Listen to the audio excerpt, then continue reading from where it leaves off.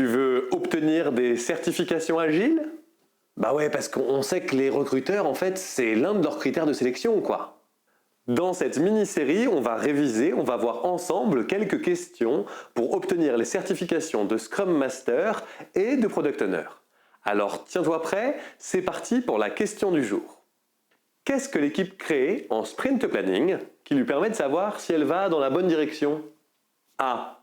Le cahier des charges. B. L'objectif de sprint. C. Le backlog de sprint. Ou D. La DOD. N'hésite pas à mettre pause sur la vidéo et puis à laisser ta réponse dans les commentaires. Et ensuite, relance la vidéo pour que nous puissions ensemble voir quelle est la bonne réponse.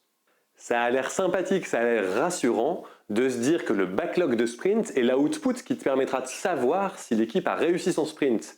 Bah ouais, si tous les éléments du backlog de sprint sont finis à la fin de celui-ci, l'équipe elle a tenu son engagement.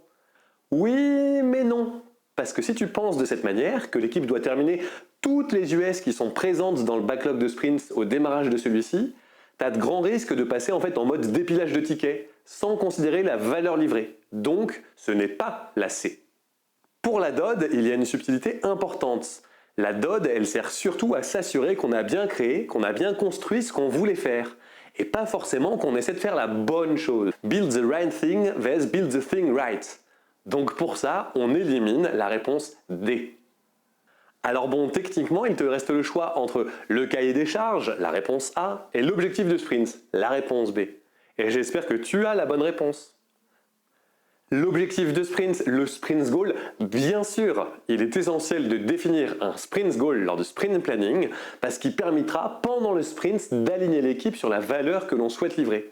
C'est un peu la boussole qui permet à l'équipe de prendre les bonnes décisions, comme on le disait dans cette vidéo qu'on te conseille d'aller voir.